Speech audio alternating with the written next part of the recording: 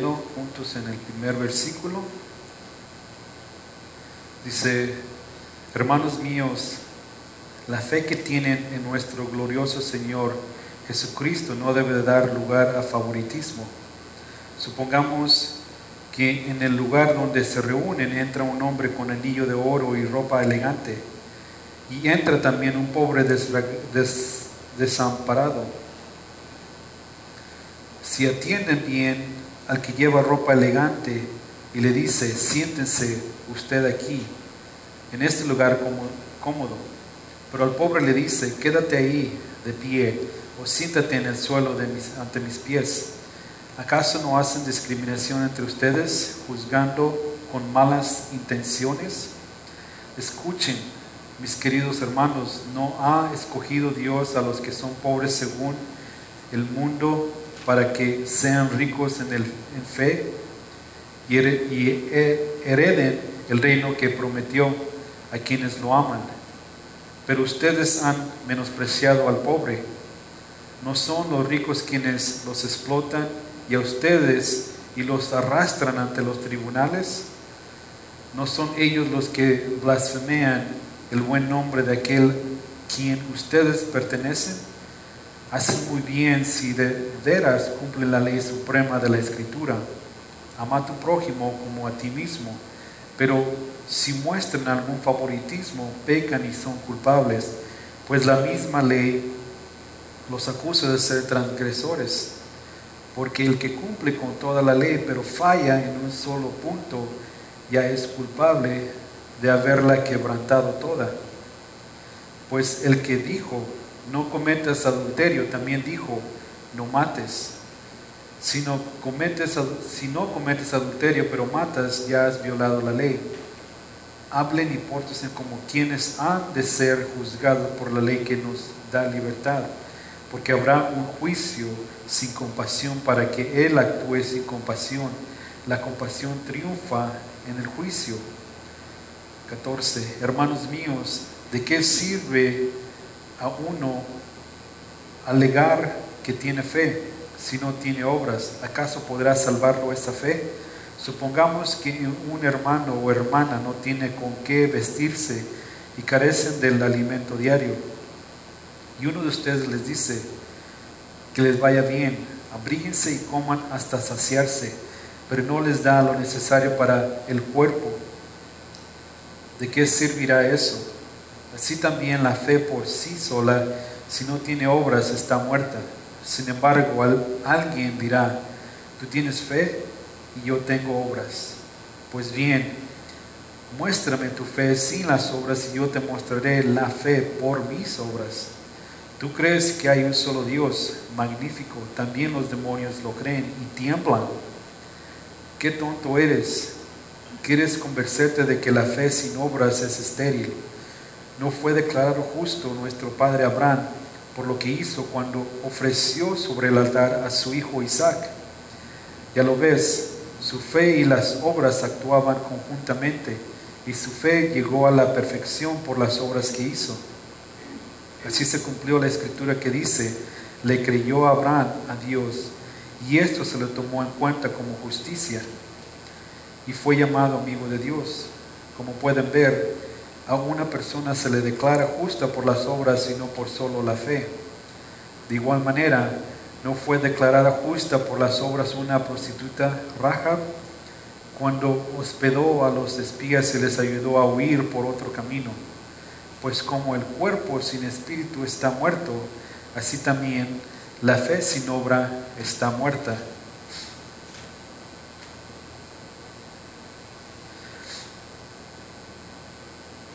Cuando una mamá águila le está enseñando a volar a su pajarito, lo que hacen es que, estando en el nido, los empujan fuera del nido y caen hacia el vacío, pero los deja que vayan cayendo hasta que casi llegan al fondo, si es que no se ponen en vuelo los pajaritos. También cuando una jirafa está dando a luz, una jirafa está alta, y de donde sale la jirafa bebé al piso son como 6 pies. Yo mido 6 pies 2, así es que de tanto así de alto es donde cae el bebé, y es cuando comienza la vida. Fue creado así por Dios. Ocupa ciertas cosas ser sacudidas por Dios para que comience la vida, para que comience señales de vida y aprendizaje. Muchos de nosotros ocupamos ese tipo de amor fuerte, por decir, tough love, de ser sacudidos para emprender vuelo y emprender lo que hemos aprendido. Porque lo que dice Santiago durante todo su libro es de que ya conoces la palabra, ahora ponla en acción. Demuéstrame tu fe. ¿Qué es lo que es ser un cristiano? Enséñame lo que es ser un cristiano. Sabemos que Él fue criado al mismo lado que su hermano, medio hermano Jesucristo, nuestro Señor. Así es que Él siempre durante toda su vida estuvo al lado mirándolo, siempre mirándolo, qué es lo que hace. Porque se cree mejor que nosotros. Y de seguro su mamá María, no que la esté acusando, tal vez le decía, ¿por qué no puedes ser como tu hermano Jesús? Porque se acuerdan, Santiago no creyó, no vino ante el Señor hasta después de que Jesucristo resucitó. Pero toda esa enseñanza, toda esa sabiduría que Él tiene, la puso en práctica, porque en realidad creyó después. Y Él, creciendo ante cristianos, mirando lo que otros cristianos están haciendo, viene ante ellos, los habla a nosotros cristianos, y los viene y los sacude, nos está sacudiendo. Así como esta jirafa que cae de la altura para que su vida pueda comenzar, también nosotros tenemos que tal vez caer, o que el Señor nos sacuda, despierta, pone en acción tu fe.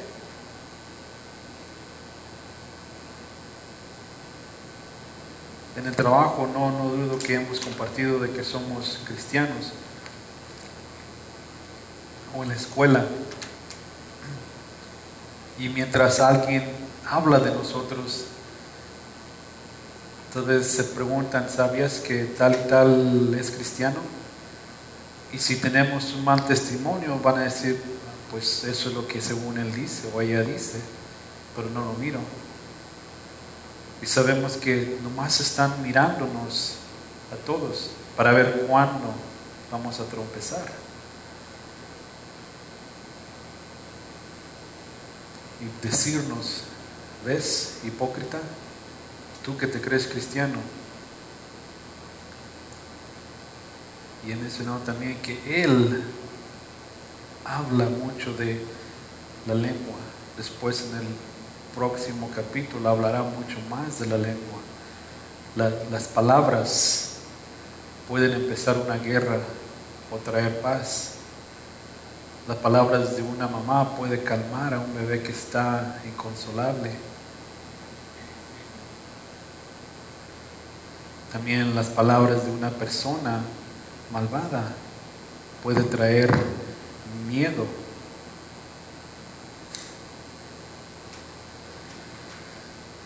Dice en el versículo 4, ¿acaso no hacen discriminación entre ustedes, juzgando con malas intenciones? Luego dice el 5, escuchen mis queridos hermanos, ¿no ha escogido Dios a los que son pobres según el mundo para que sean ricos en fe y hereden el reino que ha prometido a quienes lo aman? En esta iglesia no tenemos esa enfermedad donde discriminamos uno al otro, pero la podemos atraer esa enfermedad. Así es que para que en vez de atraer esa enfermedad y ser reactivos, tenemos que ser proactivos y defendernos de la enfermedad, así como cuando nos protegemos de la influenza, de la gripa, que tomamos medicinas o vitaminas o nos alimentamos mejor. Estamos tomando acciones antes de que ocurra la enfermedad. La semana pasada mencioné de que cuando el enemigo ataca aquí en la iglesia es porque tal vez las personas sin malas intenciones las hemos discriminado y las hemos hecho a un lado, rechazado, porque tal vez tenemos nuestros grupitos donde nos reunimos y gentes nuevas vienen y no conocen a nadie y no saben con quién compartir o con quién orar y se apartan. Así como el lobo o un león en el campo, en la jungla, busca a su presa y siempre busca a los que están quedándose a mero atrás, a los que han sido rechazados tal vez, y los atrapan. Cuando viene Navidad, cuando viene Thanksgiving o Día de San Valentín, cuando hay días que se conviven entre amistades, estas mismas personas a las que se han sido rechazadas, tal vez se llenan de depresión, se suicidan o son atrapadas por pecado en alcohol o pecado en sexual, porque miran a su vida y miran de qué sirve que siga viviendo si nadie me quiere.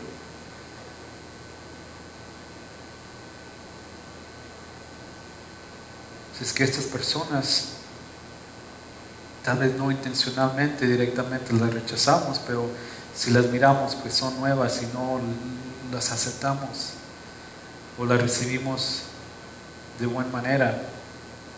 Estas mismas personas pueden tal vez están buscando, están en la última,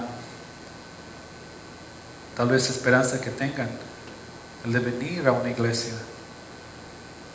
Y vienen y son dañados aún más. O han estado yendo a una iglesia y los han sido dañando y buscan esperanza en otra iglesia y encuentran lo mismo. Ese es otro tipo de discriminación.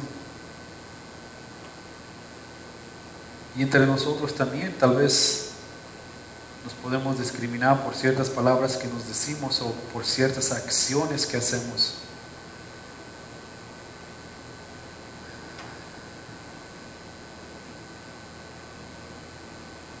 Cristo en Mateo 22:37, Él está hablando de la escritura en Deuteronomio 6:5, donde dice que hay que servir a nuestro prójimo y amar a nuestro prójimo como nosotros mismos nos amamos.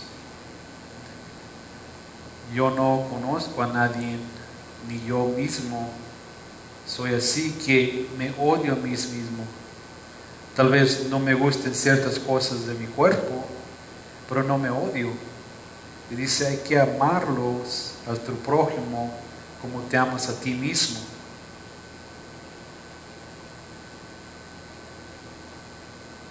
Y sin la segunda parte de este versículo, la primera no puede ser cierta. ¿Cómo puedes decir que amas a Dios pero odias a tu prójimo? ¿Cómo puedes decir yo soy cristiano pero odio o tengo envidia o rabia o coraje en contra de alguien?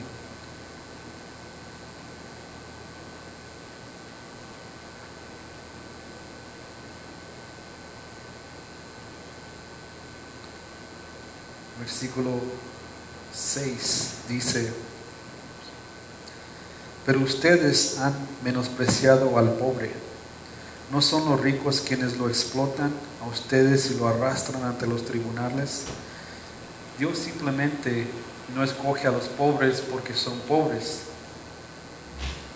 sino porque la mayoría de los pobres siempre buscamos esperanza, siempre buscamos a través de Dios. Muchos de nosotros, porque estamos en religión, venimos de religión, tradición, sabemos que existe un Dios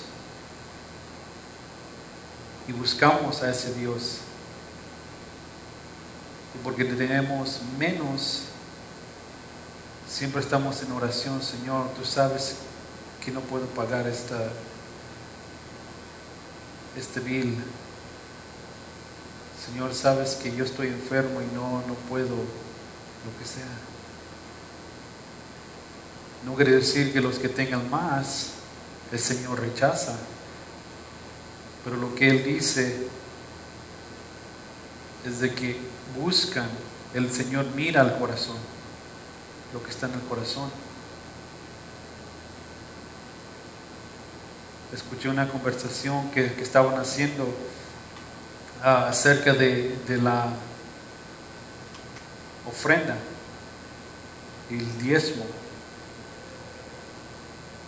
Mirando el Viejo Testamento, si lo vivimos como dice el Viejo Testamento, es de que tenemos que dar el diezmo, esa parte de nuestro salario o de lo que te recibamos. Pero el Nuevo Testamento dice que hay que dar con alegría. Y el Señor prefiere un dador alegre. Y la conversación fue así: el Señor te da todo este dinero, sea la cantidad que sea. Todo ese dinero no pertenece a nosotros. Ese dinero es del Señor que nos ha dado. Ahora, si tú inviertes en algo, sea un vehículo, sea una casa, sea lo que sea, lo vas a cuidar. Que no se te raye, que no te lo maltraten, lo vas a cuidar.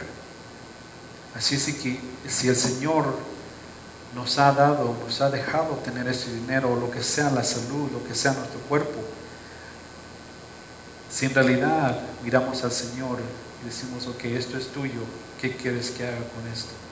Vamos a invertir, vamos a cuidar de esa inversión, le vamos a dar lo que el Señor nos pida, no necesariamente el diezmo, como dice el Viejo Testamento, o simplemente lo que yo quiera, con esto estoy a gusto. Es lo que el Señor quiere que demos. Y si nosotros, ahora hablando de la iglesia de nosotros, si nosotros cuidamos de lo que nos pertenece, de lo que está aquí de nosotros, si invertimos en lo que es la iglesia, cuando viene la gente aquí, no discriminaremos, no rechazaremos a gente.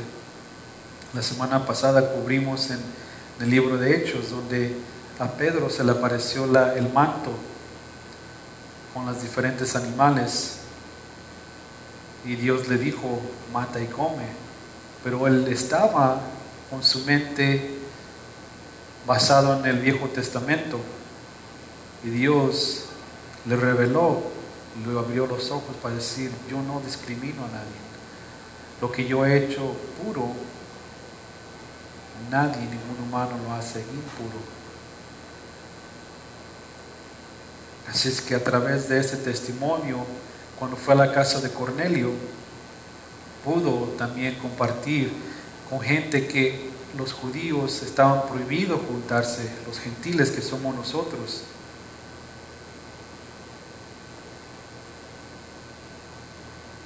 Y él compartió. Pero él compartió diciendo que toda la gente de todas las naciones, implicando que él se dirige directamente a personas individuales, el Señor. Ahora nosotros individualmente somos responsables por nuestras acciones. Antes eran las acciones de una nación. Cuando alguien pecaba, cuando estaban en el campamento, mientras estaban en el desierto, cuando alguien pecaba de alguna familia, toda esa familia, el Señor la desaparecía con el pecado de una persona. Ahora, aunque hay pecado en la familia, el Señor se dirige directamente con individuales. Así es que si nosotros discriminamos, el Señor nos va a pedir cuentas directamente. Vayamos juntos al libro de Romanos, en el capítulo 2.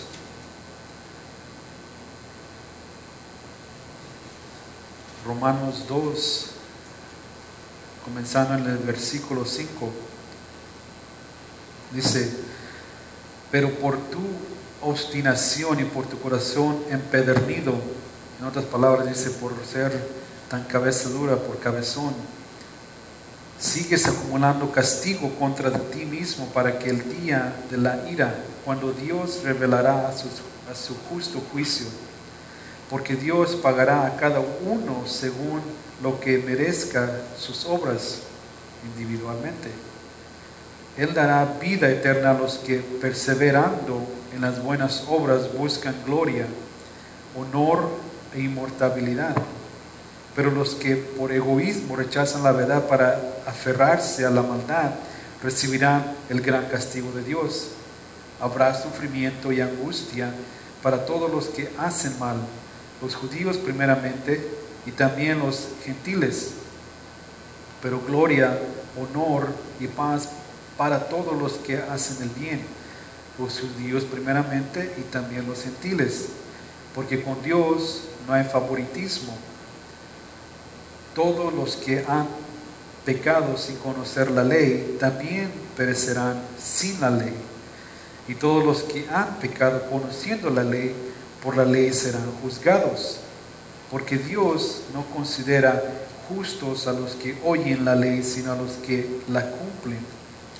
De hecho, cuando los gentiles que no tienen la ley cumplen por naturaleza lo que la ley exige, ellos son ley para sí mismos, aunque no tengan la ley. Estos muestran que llevan escrito en el corazón lo que les exige la ley, como lo atestigua su conciencia, pues sus propios pensamientos algunas veces los acusan y otras veces los excusan. Así sucederá el día en que por medio de Jesucristo Dios juzgará a los secretos de toda persona, como lo declara mi evangelio. Tenemos diferentes leyes aquí en San Antonio, en el país. Y una de las leyes es cuando vamos manejando, de que hay ciertas áreas donde se puede solamente manejar 60 millas por hora, 65 millas por hora, lo que sea. Y hay veces de que nos pasamos de esa velocidad. Ahora, obvio que no, tal vez policías que andan en patrulla no nos miran, pero eso no quiere decir que no hemos rompido la ley. Si nos pasamos de la velocidad, sabiendo cuál es la ley, somos culpables de quebrar la ley. Ahora dice aquí que los gentiles, siendo nosotros, no tenemos la ley, porque nosotros no vivimos en el Viejo Testamento bajo la ley, pero teniendo sabiduría de la ley en nuestros corazones, somos hechos justos si cumplimos la ley.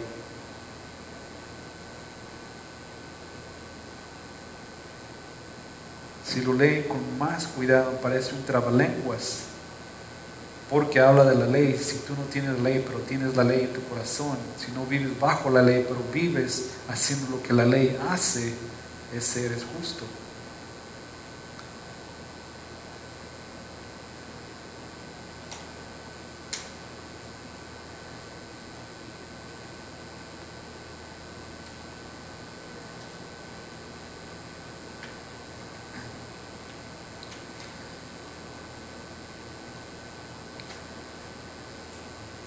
Regreso a Santiago.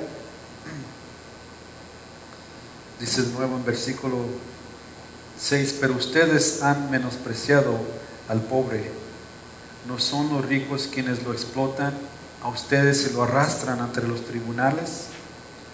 ¿No son ellos los que blasfemean el buen nombre de aquel a quien ustedes pertenecen? Las cosas no han cambiado mucho de esos días ahora, cuando gente que obvio que no conocen al Señor, porque tienen mucho más dinero que nosotros, influyen las leyes, cambian las leyes a los candidatos que van a ser gobernadores o presidentes, leyes que se han sido cambiadas en la Corte Suprema. Y sabemos que hay muchas leyes que nos afectan como cristianos. Una de ellas es la ley de que el matrimonio del mismo sexo es aceptado. Es contra la ley no aceptarlos. Y sabemos que en la palabra dice que en el último día, los últimos días, todo va a estar al revés. Lo malo será llamado bueno y lo bueno será llamado malo, que es lo que estamos viendo ahorita. Ahora, si sabemos que las leyes son influenciadas muchas de las veces por medio de el dinero que alguien más tiene, nosotros, como nuestra responsabilidad es simplemente de ir a votar. Bueno, pues la persona por la que está siendo votando, por la que va a ser elegida, no me gusta, pero comparando con la otra persona, no, tampoco me gusta. Si es que no, me voy a quedar callado. No me gusta ni una de las personas, si es que nos cruzamos de mano.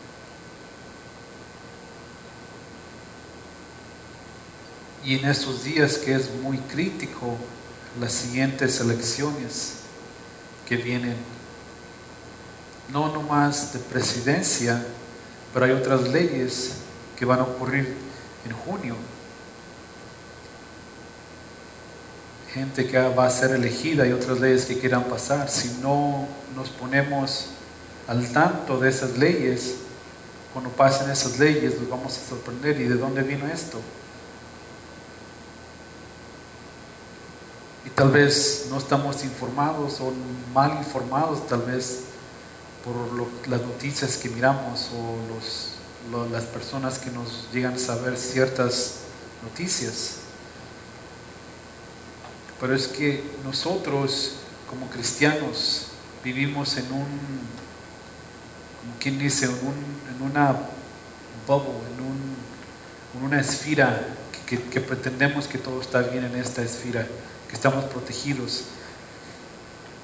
Voy a leer una escritura que escribió esta persona, que tal vez no la pude traducir exactamente, pero su nombre es Chad Walsh. Es un escritor. En un libro que escribió que se llama Los cristianos del siglo XXI, dice: millones de cristianos viven en una bruma sentimental de piedad vaga, con música suave de piano tocando en el fondo de una habitación con luz empañada, con vidrieras de colores. Su religión es una cosa agradable de escalofríos emocionales, divorciados de la inteligencia y divorciados de la voluntad, exigiendo poco y aceptando servicio de palabras vacías y unas pocas palabras comunes inofensivas. Satanás parece como si estuviera deteniendo su intento de convertir a la gente hacia el antagonismo.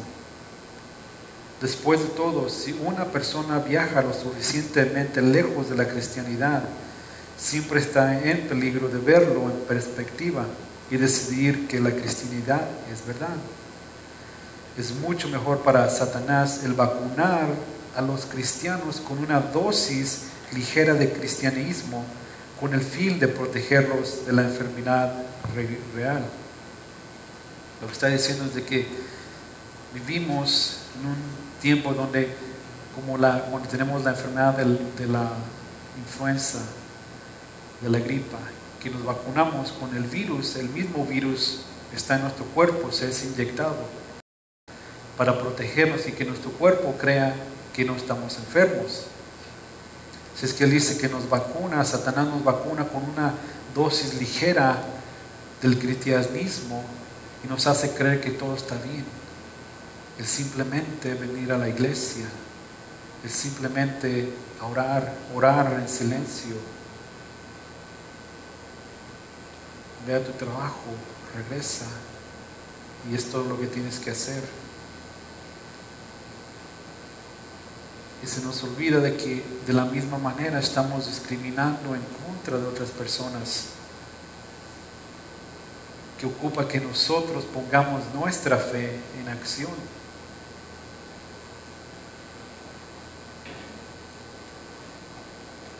Si es que estas decisiones que las cortes, las leyes están siendo pasadas, ocupa que nosotros como cristianos nos pongamos en acción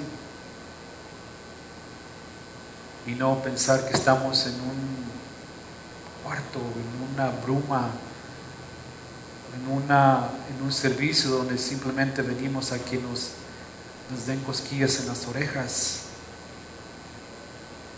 sino también venimos así como esa jirafa que ocupa caer y ser sacudidos y despertar para que el Señor nos hable, y despertar y abrir los ojos a la realidad.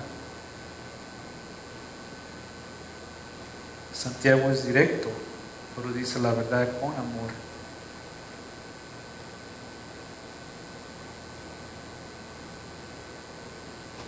Por eso creo que es muy importante lo que Santiago está diciendo en este momento, en todo este mundo, porque estamos nos están influyendo este mundo a las creencias que quieren que nosotros nos amoldemos a sus verdades. Esta mañana también compartí con un video donde hay otra noticia triste que pasó esta semana, donde las Naciones Unidas hicieron el día martes, pasado, el Día Internacional de parar la violencia contra la homosexualidad. No lo voy a tocar el video. ¿O sabes qué? Sí, ponlo. Está en inglés, pero creo que es importante porque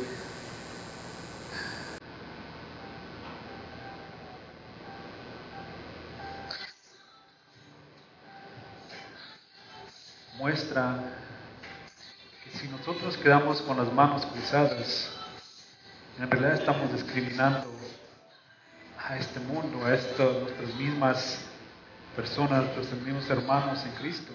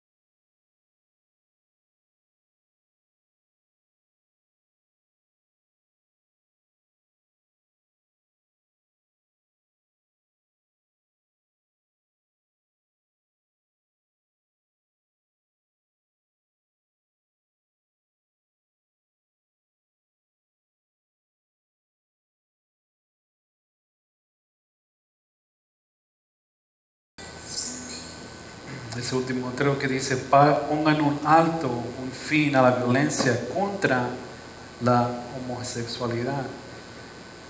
¿Cuál violencia? Nosotros simplemente lo que queremos compartir es la verdad.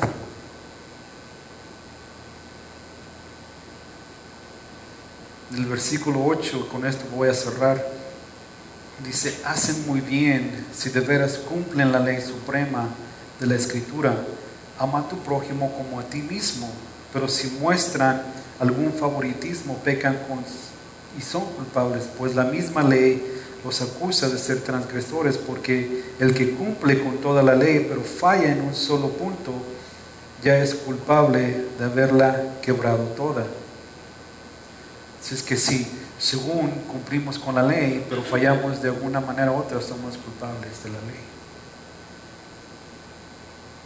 Y si nosotros nos quedamos callados, aceptando vivir en esa tiniebla y dejando que el mundo se vaya al infierno, suena feo, pero es la verdad, es la realidad. Estamos discriminando contra ellos.